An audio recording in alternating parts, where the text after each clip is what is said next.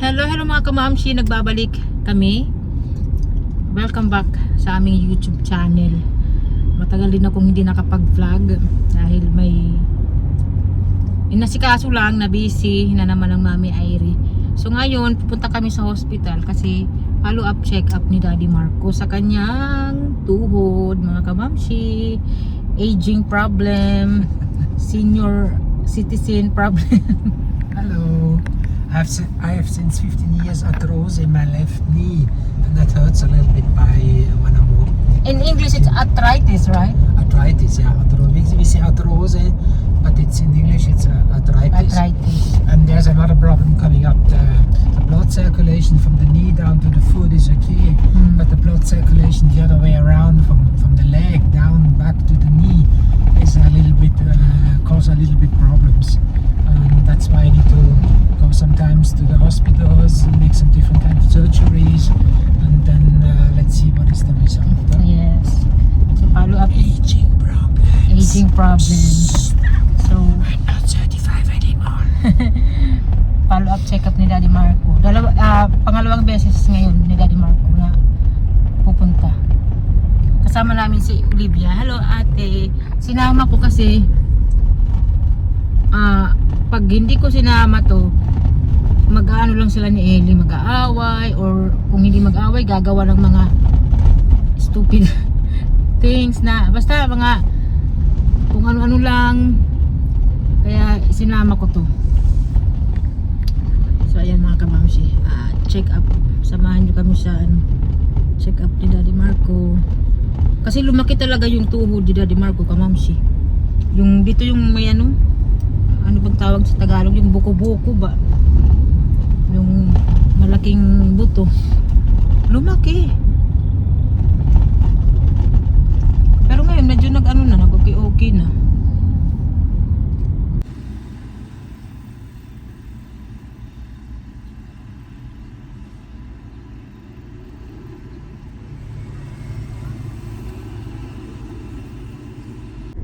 Tapos na kami sa hospital.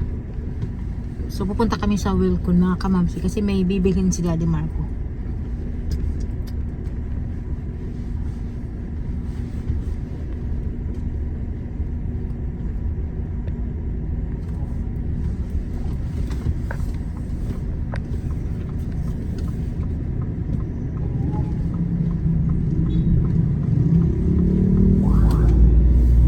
Ito yung hospital, ayan. Isa sa hospital dito sa Tacloban.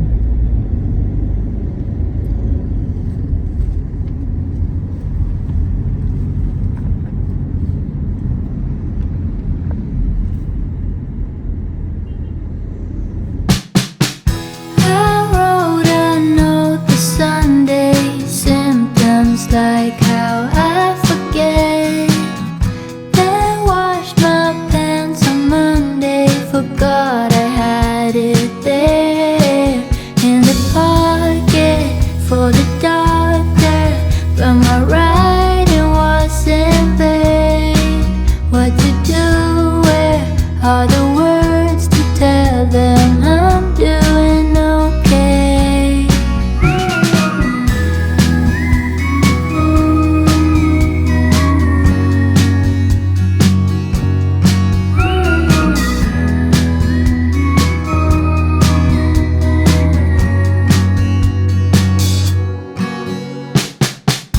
Red dots and it's been a moment since I saw you last. Let's meet up, promises all feeling like a task. I think I lost it, but I'm all in, composed but off the rails.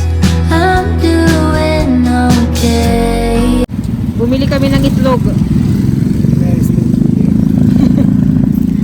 Breakfast.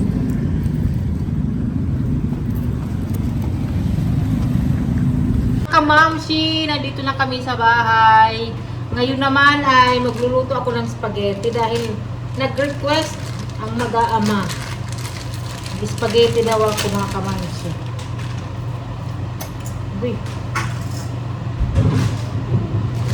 spaghetti, Mami Irene. Ayan, marami na kaming itlog. Halok pa. Oh my God, iba yung nakuha na pasta. Yung maliliit, hindi ko to.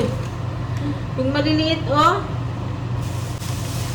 Diyos me, yung kay iba man ang nakuha na pasta. Ituin na lang natin.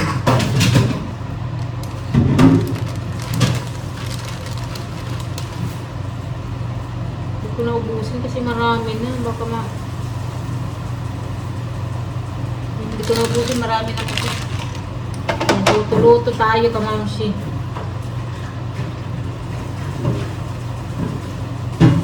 Ito, yung egg. Ang daming egg, ano, sa Switzerland. Diyos mio. Yung egg namin doon, ano lang, palagi, 12 ba? Pero dito, yung egg namin, isang tray. So, yan na mga kamamsi, nakaluto na ako, kumakain na sila. Ako hindi pa ako kumain kasi nagluluto pa ako ng ulam. Hindi kasi ako kakain ng spaghetti. Ayan.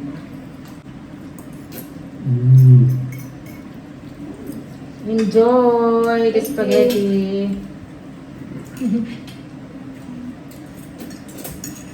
Kain tayo, kamamsi. Ang ulam ko, tinulang manok. Ginisa ko, nilagyan ko ng sayote, malunggay, tanglad. Dahil gusto kong humigop ng sabaw. Sila spaghetti. Minus. Kami ni ate, manok. -2. Kain po! Sabaw. Damot is 4. No, first me. I'm 5. First Tapos, me again. after nito, i-assemble ko yung binili namin na electric pan. 4 minus 5. What's that? Yan, ate Ros. Oh. 4 minus 5. Thank you. Thank you, Kuya Marco. Yan, ate. And Wrong. ate. It's minus Hello. Mga butong ng pamilya. Minus po. 1. Nagutom This dahil one, sa this one. No, minus 1. biyahe Is kanina. 4 minus 5 equals minus 1. Now my turn. Okay. Siyempre, nasasaksakan. So, i-assemble ko yung electric pan na nabili namin. Ito, mga kamamsi. Malaki ito na electric pan. Nasira na kasi yung electric pan namin. Eh, ngayon, medyo hindi naman na masyadong mainit. Kaya, sa umaga, instead na, aircon, electric pan. Electric pan yung gagamitin namin. Kasi pag, talaga, mainit ang panahon, nag-aircon talaga kami mga kamamsi. Minsan, maghapon. Kasi yung mga bata nagrereklamo na mainit. Kahit umaga pa lang, sasabihin nila sa akin na mag-aircon na kasi pinagpapawisan na sila. Pero ngayon na medyo okay na ang panahon, pwede na ang electric pan na lang. At saka yung sa check-up ni Daddy Marco, mga kamamsi, mag-ano raw si Daddy Marco, mag-surgery. Ano lang naman, minor surgery, mga kamamsi. Yung, dito ba niya? Dito, may, tatanggalin yung dugo na, ano ba yun? Kasi, para maiwasan ang thrombosis ba, mga kamamsi, kailangan yung may dito, dugo. Kasi parang may dugo raw na namumuo. Tatanggalin daw yun, mga kamamsi. Eh, ang problema, wala yan dito sa Tacloban. So, ang suggestion ng doktor sa Cebu. Tamang-tama, pupunta kami ng Cebu, kaya isasabay na lang ni Daddy Marco. Ang sabi ng doktor ni Daddy Marco dito, sa Chonghua Hospital sa Cebu. So doon siya magpa-surgery sa kanyang tuhod, sa arthritis niya.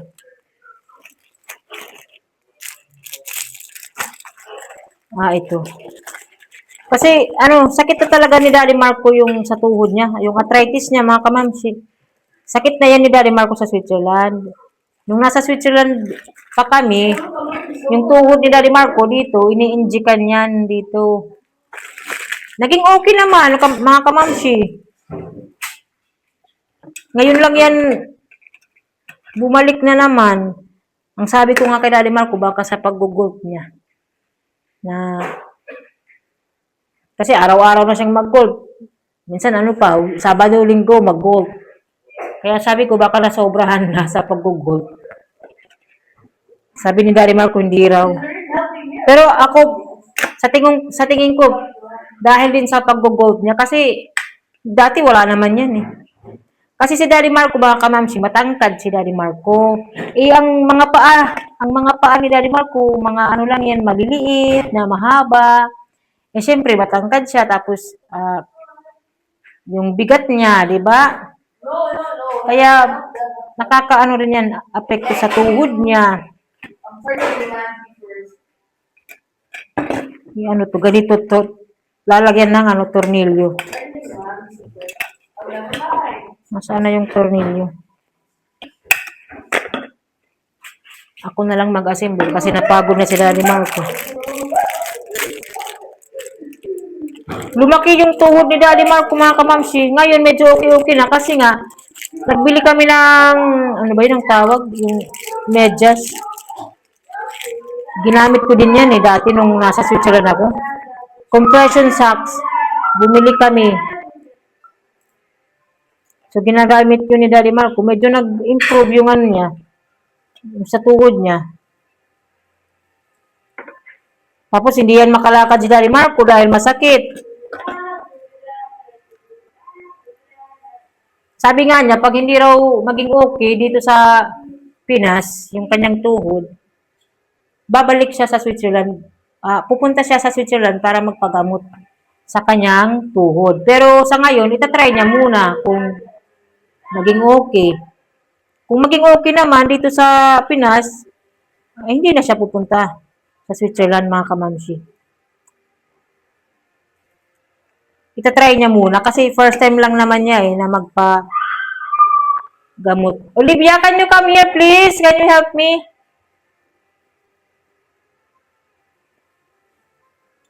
Ate Olivia, can you help me?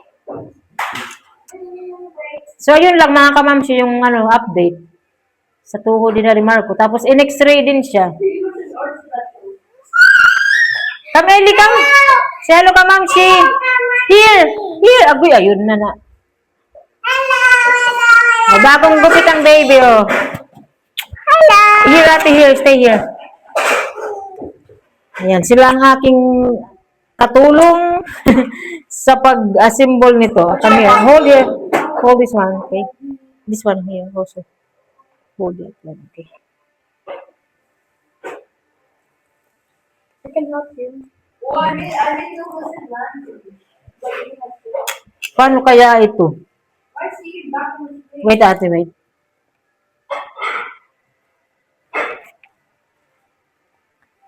Paano kaya ito?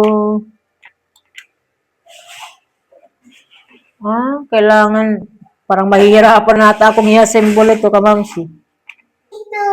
Baby ko. Bibi ko. Baby ko. Microphone. Baby ko. Microphone, be. Biret! Again, I want to try to do it. Hindi ko alam kung tama na ito na. Try. Again, Mama, do it again. Mommy, do it again. Mommy, do it again. Dapat Mommy, do it again. bakit kailangan i-adjust ito? Kamamsi, hindi ko naayos yung electric fan dahil kulang ako sa pang tawag nito? Plies? Yan, kulang. Papapuntahin ko na lang si Papa dito bukas. So, ayun lang mga kamamshi yung ating vlog.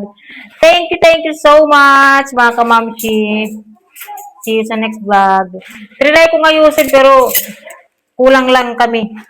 May kailangan tanggalin na tornilyo. So, yeah. Bye-bye!